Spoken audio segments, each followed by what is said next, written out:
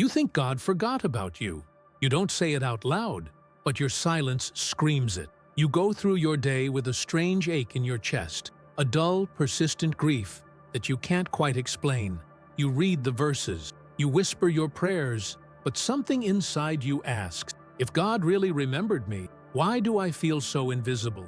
There's a kind of pain that doesn't show up in blood tests or hospital record. It's the pain of being unseen, of walking into a room and feeling like the air moved, but no one noticed you were the reason, of scrolling through highlight reels while wondering if anyone would notice if yours disappeared, of waking up every morning with the growing suspicion that maybe your life doesn't matter all that much in the grand scheme of things. You keep showing up, but your soul's been limping because deep down you wonder, was I forgotten?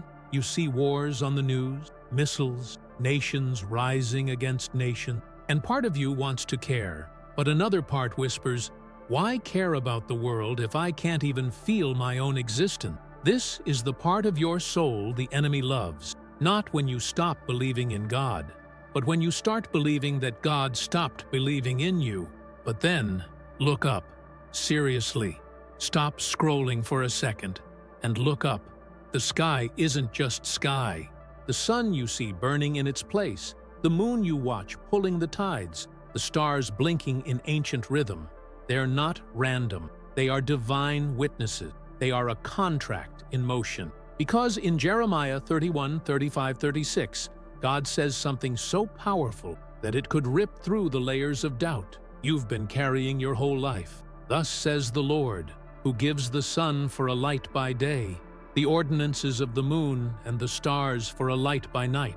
If those ordinances depart from before me, then the seed of Israel shall also cease from being a nation before me forever.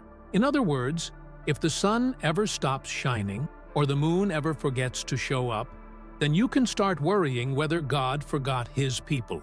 The shocking part? This verse wasn't just about politics or territory, it was about remembrance. God didn't say, as long as Israel behaves, I'll keep them. He said, as long as the sun rises, I'll remember. So every morning, the sky is preaching something louder than most churches. It's shouting, I have not forgotten. Israel has been through everything: exile, oppression, dispersion, hate, attempted annihilation. Yet it's still here. Empires rose and fell. Maps were redrawn.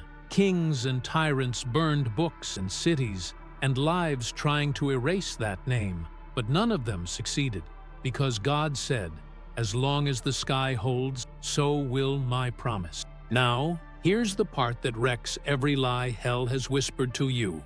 If God kept His word to a nation hated by the world, don't you think He'll keep His word to you, who cries out in the dark when no one else listens? You are not invisible. You are not forgotten. He knows the number of hairs on your head.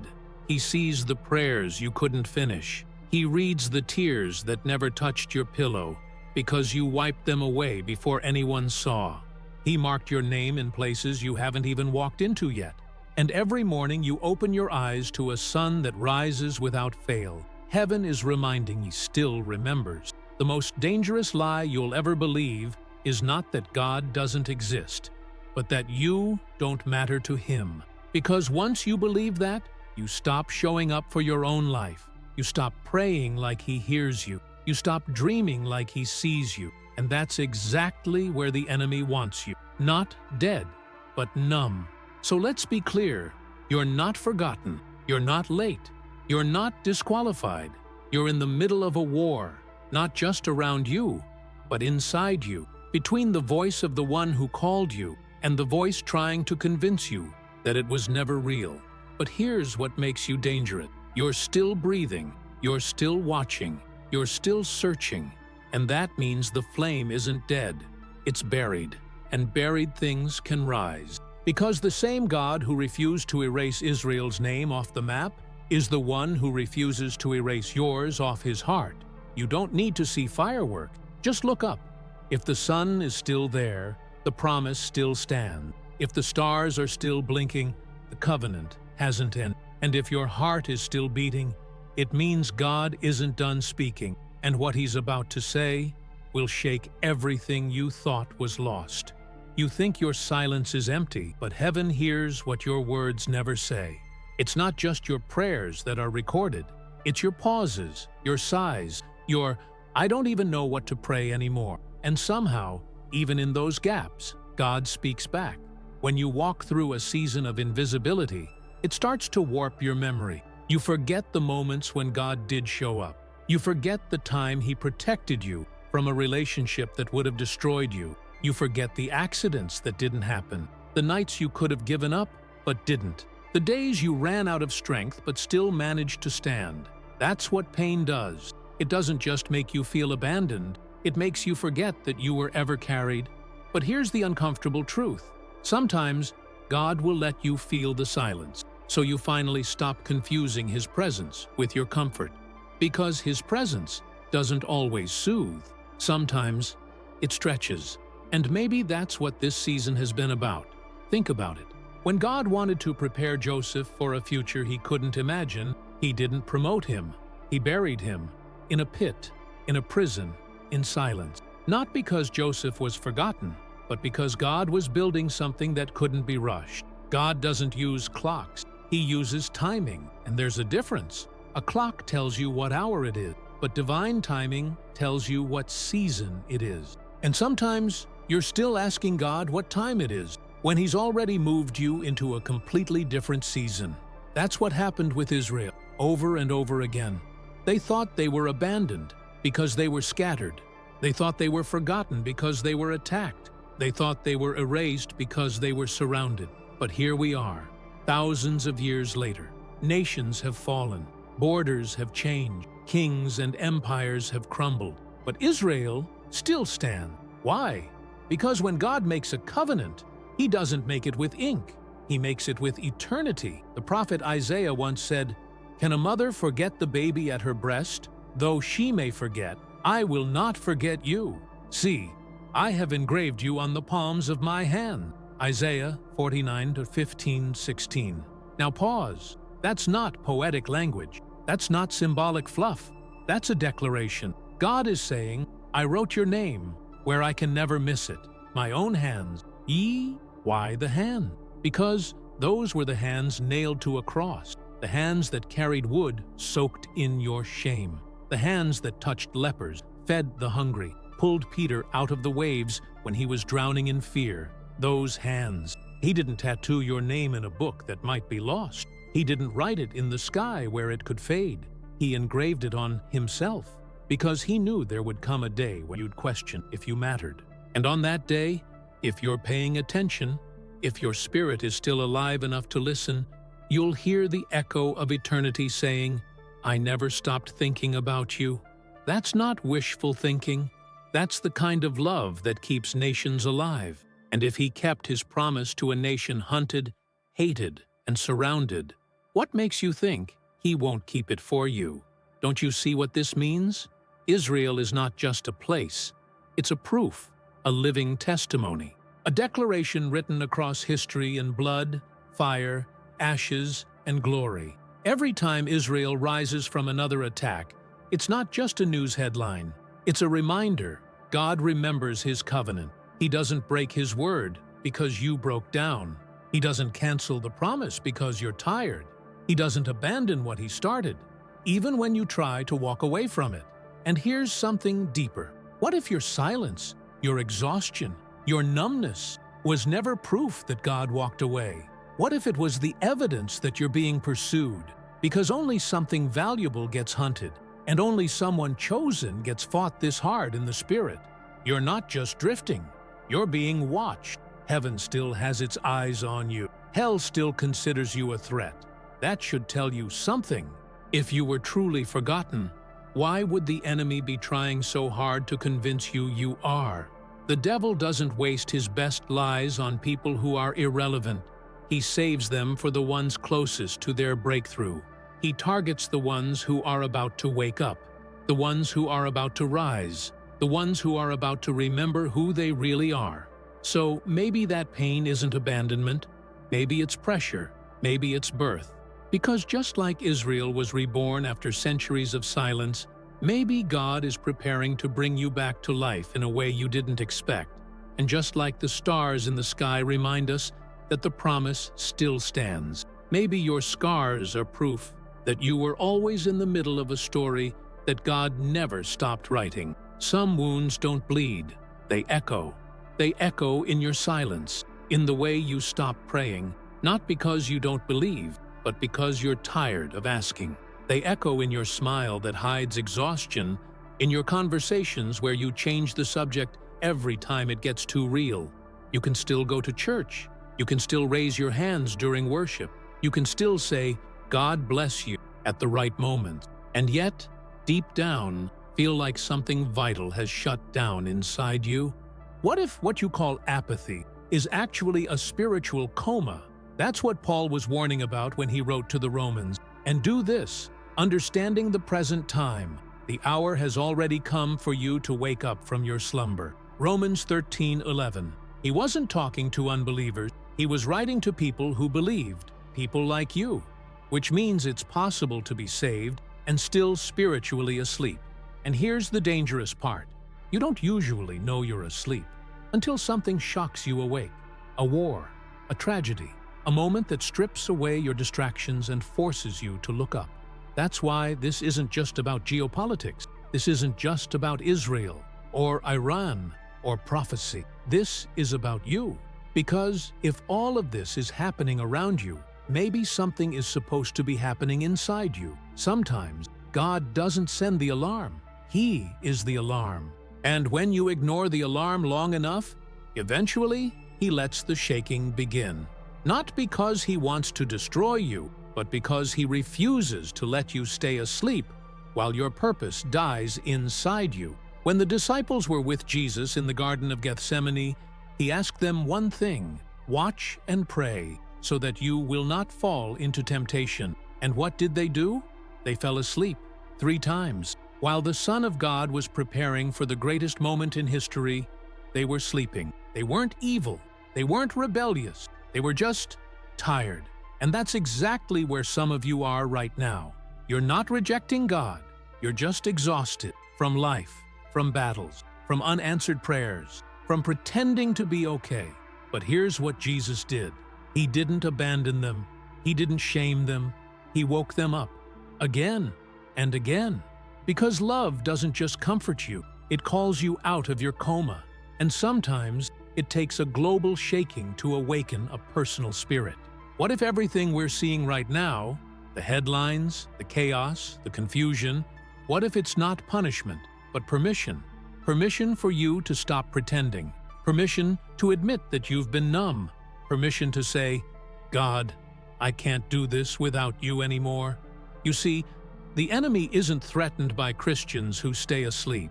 He's threatened by the ones who wake up with fire in their eyes. And if you've been feeling like your fire went out, that doesn't mean it's over. It means you need oxygen, and the breath of God hasn't stopped blowing.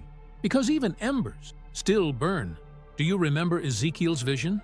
A valley full of bones, dry, scattered, lifeless. God asked, "Can these bones live?" Ezekiel didn't say yes. He didn't say no. He said, "Only you know, Lord." And that was enough. Because when the breath of God entered that valley, bones began to rattle. Sinews and flesh covered skeletons. And what was once dead stood up like an army.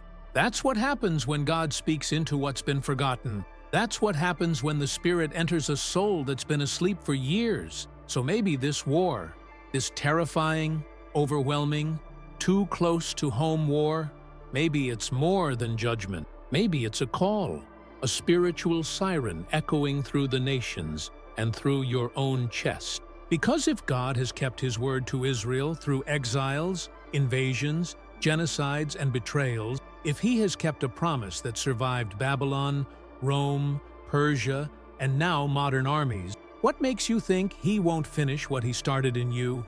This is not the time to stay distracted, not the time to numb yourself with another scroll, another episode, another meaningless habit that keeps your spirit sedated.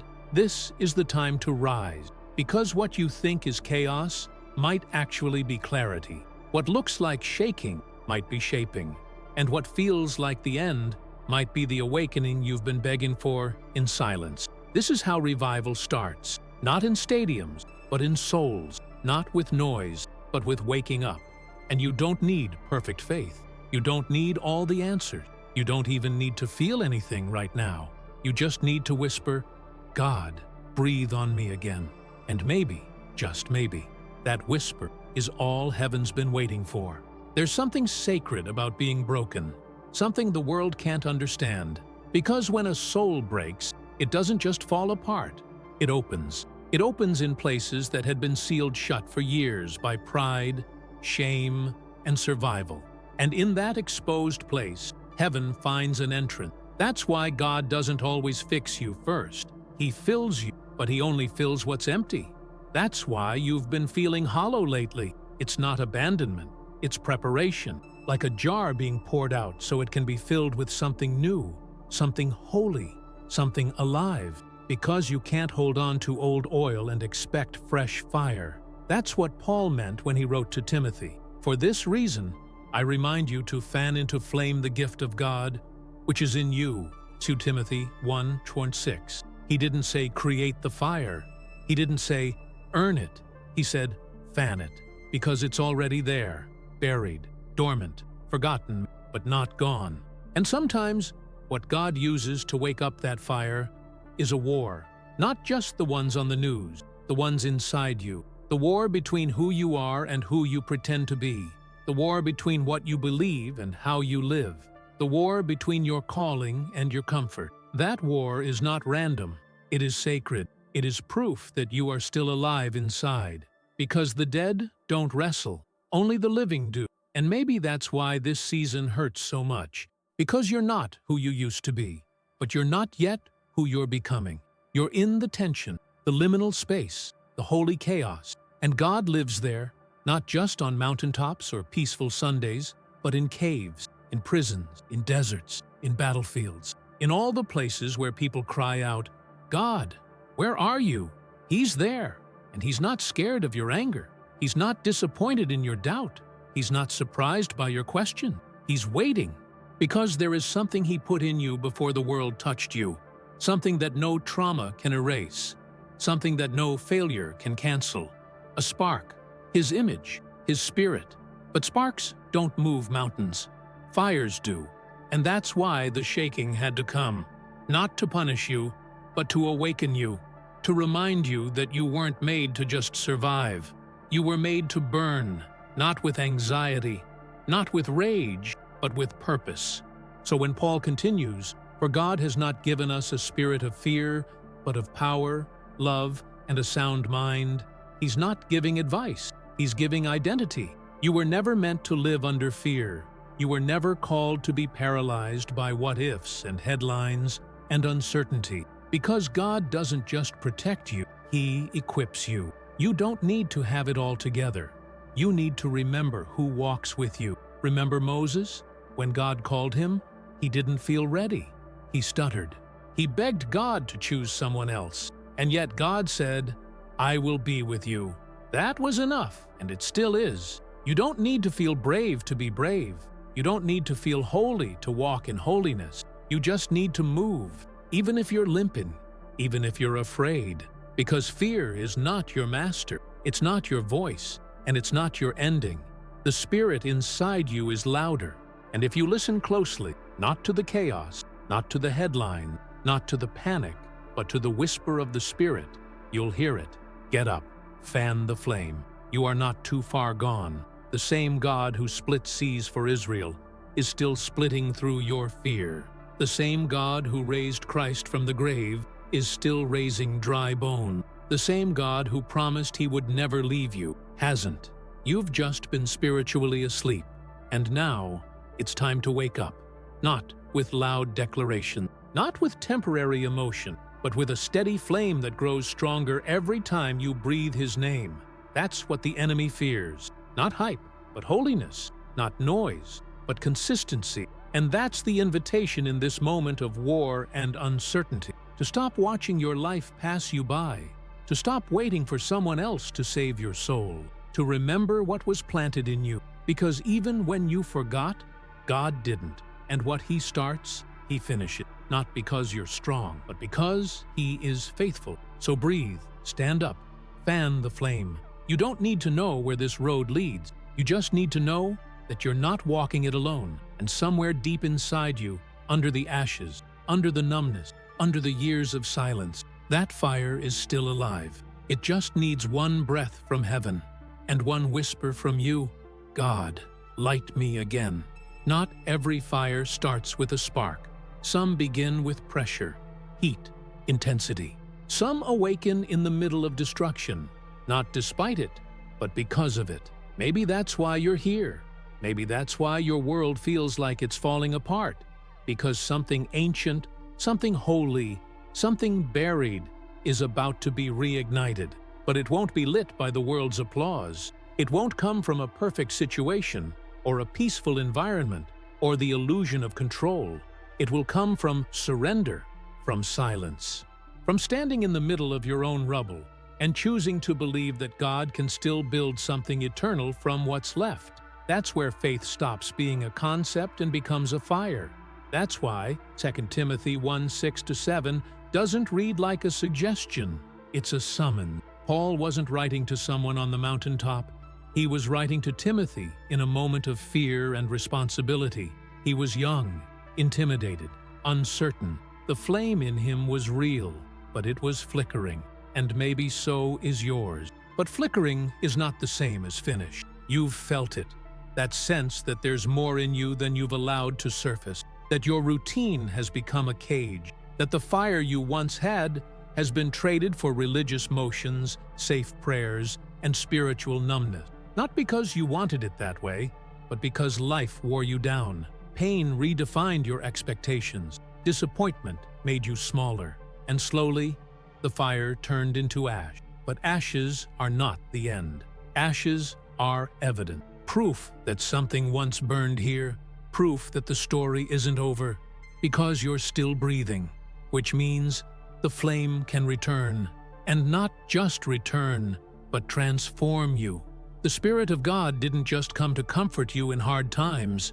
He came to awaken you to your purpose, to set your bones on fire with courage, to give you a mind that doesn't collapse under fear, a heart that doesn't retreat when battles come, a soul that doesn't apologize for burning differently in a world growing cold. But to walk in that, you have to let go of the lie that says it's too late to change, too late to matter, too late to get back what was lost. Because God never called what's burning too late. He calls it ready. It's not coincidence that you're seeing what you're seeing now. The headlines, the wars, the instability, the spiritual darkness rising. It's not random. These are not just global events. They are spiritual alarms. Heaven is ringing a bell inside you that says, wake up, now. Romans 13:11 echoes it with a thunder that can't be ignored. The hour has already come for you to wake up from your slumber, because our salvation is nearer now than when we first believed. Not tomorrow, not someday when you're more spiritual. Now. Because while the world watches Israel, Gaza, Iran, God is watching you. While everyone debates politics, power, and prophecy, God is whispering your name.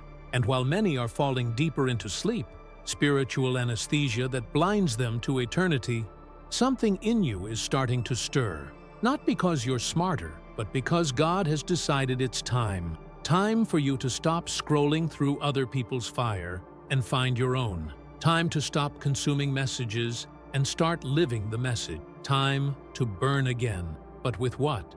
Not with bitterness, not with fear, not with human ambition dressed up as calling, with love, with power, with a sound mind. That's what you've been given. Not a spirit of retreat, not a spirit of fear, not a spirit of religious performance, but a spirit that moves, a spirit that doesn't wait for the perfect moment, a spirit that has been waiting for you. And if you listen carefully in this moment, beyond the noise, the fear, the fatigue, you will hear the heartbeat of God drawing you back, not to the person you used to be, but to the purpose He planted before your first breath. You don't need a title. You don't need a platform. You don't need applause. You need fire. You need to look at your fear and say, "You will not define my obedience." You need to stare at your disappointment and say, "You will not bury my calling." You need to hold your own heart and whisper, "God's not done with me yet," because He isn't, not even close. The world may be shaking, but your spirit doesn't have to. You may feel like you're standing in the middle of war, inside and outside, but that doesn't mean you're losing. It may just mean you're finally waking up. And once you're awake, once the flame begins again, the enemy has already lost. Because you can't burn in the spirit and bow to fear at the same time. So light it, right now. Not with emotion, not with hype, but with a whisper of surrender. Lord, breathe on me again. Because you were never forgotten. You were never forsaken. And the same God who promised Israel would never be erased has made the same promise over your life. While the sun rises, while the stars shine, while the moon stands in the sky, so too does His promise over you. So rise, even if your knees shake. Speak, even if your voice trembles. Walk forward, even if you don't know where it leads, because the fire is back. And this time, you won't let it go out.